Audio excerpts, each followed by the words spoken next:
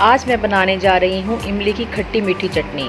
और इसमें मैं ये बताऊँगी ये किस तरह बनाई जाती है और चटनी किस तरह जल्दी ख़राब ना हो, किस तरह इसको महफूज किया जा सकता है और इसका टेस्ट कैसे लाजवाब किया जा सकता है। इसलिए आपने वीडियो को एंड तक देखना है ताकि कोई पॉइंट मिस ना हो जाए।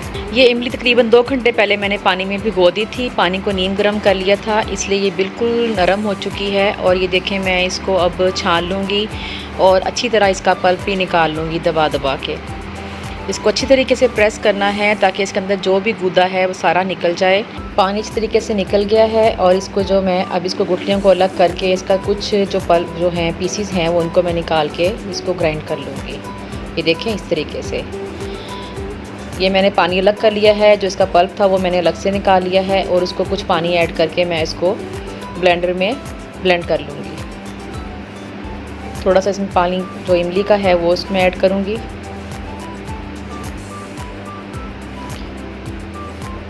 ये मैंने छान के सारा इसको मैंने सॉस पैन में डाल दिया है। अब इसको मैंने चूल्हे पे हल्की आंच पे रख दिया है। अब इसके अंदर मैं एक अदरक का टुकड़ा डाल रही हूँ जो मैंने घर में ही इसको थोड़ा ड्राई किया था। वैसे जो सौंठ भी मिलती है, सौंठ भी हम इसमें डालते हैं। और अब मैंने इसके अंदर 4 टेबलस्पून जो शक्कर होती है, ब्राउन शुगर, वो मैंने इसके अंदर डाली है।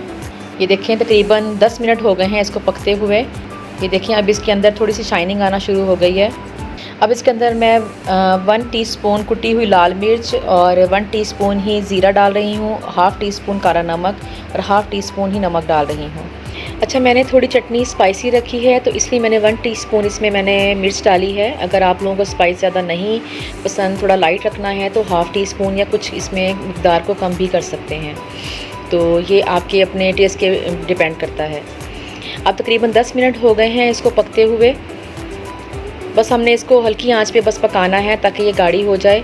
अब इसके अंदर मैं तकरीबन 2 टीस्पून जो है चीनी डाल रही हूँ। इससे थोड़ी सी इसमें शाइनिंग भी आ जाएगी और चटनी का फ्लेवर और ज़्यादा अच्छा हो जाएगा। अब इसको पकते हुए तकरीबन 10 मिनट और हो गए हैं। चटनी काफ़ी हद तक गाढ़ी होना शुरू हो गई है। ये हमारे ऊपर टेस्ट पे डिपेंड करता है कि हमें कितनी गाढ़ी चटनी चाहिए।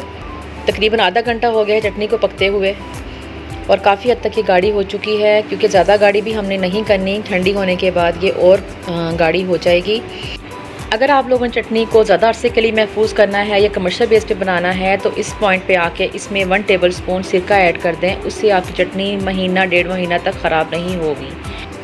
चटनी तैयार हो चुकी है। अब इसको मैं बॉल में निकाल रही हूँ और थोड़ा ठंडा हो जाएगी तो मैं कंटेनर में डाल के इसको फ्रिज में रख दूँगी। मेरी वीडियो पसंद आए तो इसको सब्सक्राइब ज़रूर कीजिएगा, लाइक और शेयर भी कीजिएगा। आप लोगों का बहुत बहुत शुक्रिया। अल्लाह हाफिज़।